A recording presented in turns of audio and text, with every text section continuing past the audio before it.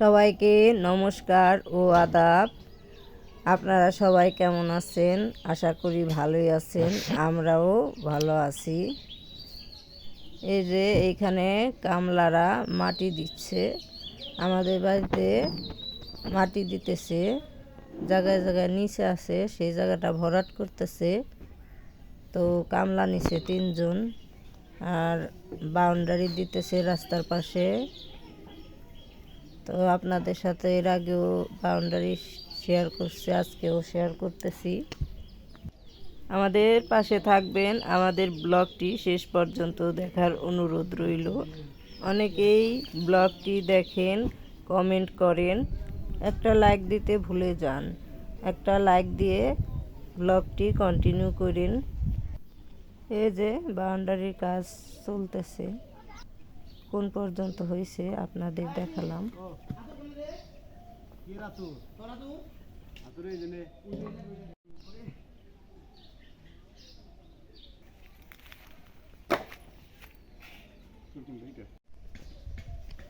এই যে আমাদের গাছে পেয়ারা ধরছে, ছোট ছোট, এখন পর্যন্ত বড় হয় নাই। এই বছর অনেক ঝড়ি বৃষ্টি হইতেছে, সব পড়ে যাচ্ছে গাছ থেকে, আম তো ধরেই নেই। তো পেয়ারাগুলাও কেমন হবো, শিল পড়তেছে প্রতিদিনই। এই যে বাউন্ডারির জন্য মাটি গুইলে নিয়ে গেল। এখন এই যে আমি বাড়িতে এখন ঘর দুয়ার ঝাড়ু দেব, আপনাদের সাথে একটু শেয়ার করলাম। এখানে আমি দুয়ার ঝাড়ু দিতেছি, আর মা চুলায় থেকে ছাই তুলতেছে, সকালে রান্না করবে সেই জন্য। আমাদের ব্লগটি কেমন লাগে অবশ্যই কমেন্টে জানাবেন। আর যারা এখন পর্যন্ত আমাদের চ্যানেলটি সাবস্ক্রাইব করেন নাই, নতুন যারা আসবেন সাবস্ক্রাইব করে আমাদের বন্ধু করবেন, আমরাও আপনাদের বন্ধু করব। আমার কথায় ভুল ত্রুটি থাকলে ক্ষমার দৃষ্টিতে দেখবেন।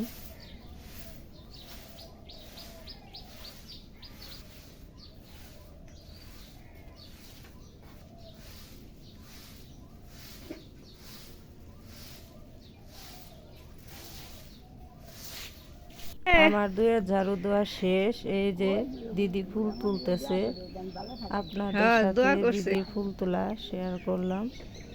আমার অনেকগুলো জবা ফুল গাছ আছে, একটা লাল কালারের, দুইটা গোলাপি কালারের, আর এই যে টগর ফুল গাছ, সে থেকে দিদি টগর ফুল তুলতেছে।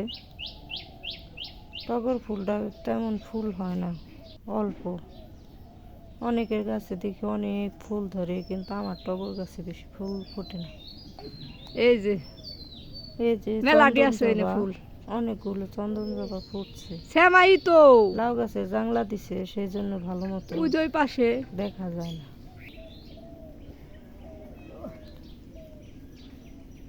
জবা অনেক কালারের জবা আছে, আমার অনেক ভালো লাগে জবা ফুল।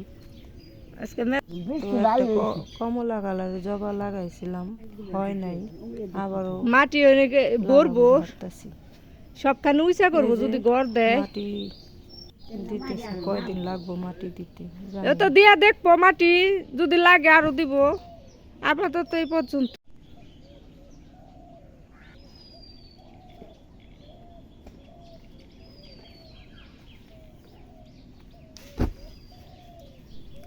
তো এই যে আমি রুমে আসছি, এখন বিছানাটা একটু গুছিয়ে নেব, আপনাদের সাথে শেয়ার করলাম বিছানা গুছানো।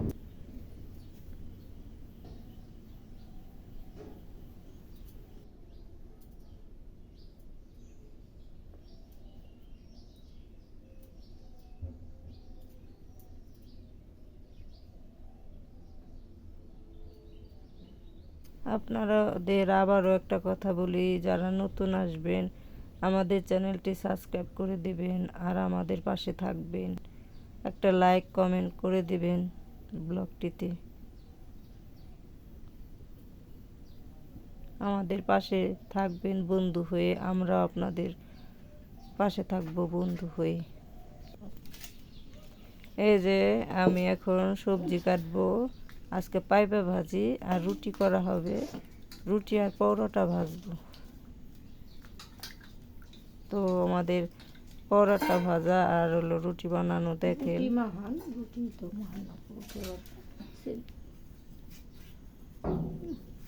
নষ্ট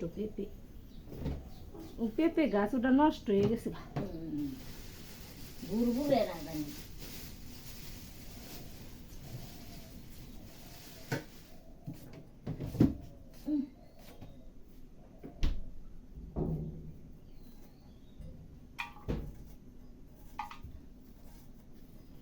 আমাদের গাছের পেঁপে আর আলু দিয়ে পেঁপে আর আলু ভাজি করা হবে। হাইব্রিডের পেঁপে, পেঁপে গাছে অনেক পেঁপে ধরছে। তো আগে অনেক বড় বড় ছিল, এখন কেমন যেন নষ্ট হয়ে গেছে, বেশি ভালো না। এই যে সবজি কাটা শেষ, এখন একটু ধুয়ে নিতেছি, তারপরে রুটি বানাবো। এই যে মা আটাটা মাখছে, এখন আমি রুটি বানাবো।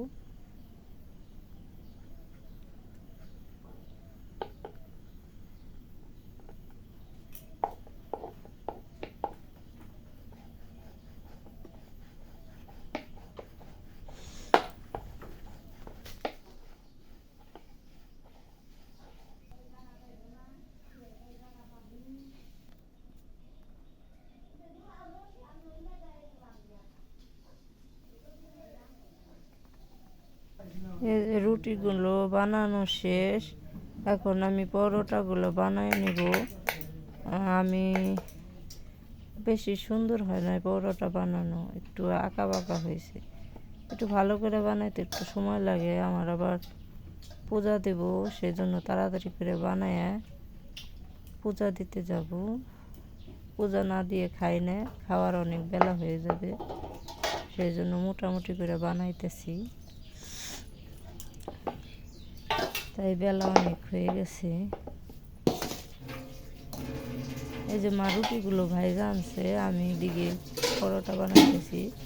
এই যে রুটি বেলে মাঝখান দিয়ে একটু চিনি দিয়ে দিলাম, তাই রস রস হবে, খেতে একটু মিষ্টি মিষ্টি লাগবে।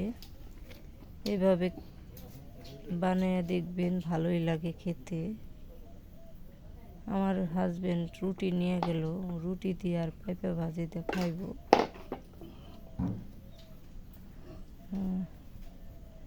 আর আমি যেটা বানিয়ে ভেজে নিব।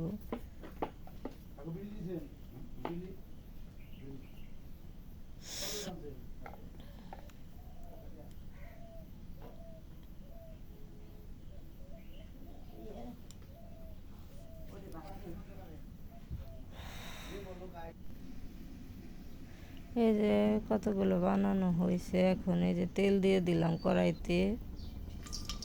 এই যে একটা একটা করে ভেজে নেব। সবগুলো ভাজা আপনাদের দেখাতে পারলাম না, একটাই ভাজা আপনাদের সাথে দেখালাম। আমার একটু তাড়াতাড়ি আছে, আমি পূজা দেব, আগেই বললাম। এই যে ভাজা শেষ, এই যে সব রুটি ভাজি সব কিছু আপনাদের সাথে শেয়ার করলাম। আজকের ব্লগ এই পর্যন্ত। সবাই ভালো থাকবেন, সুস্থ।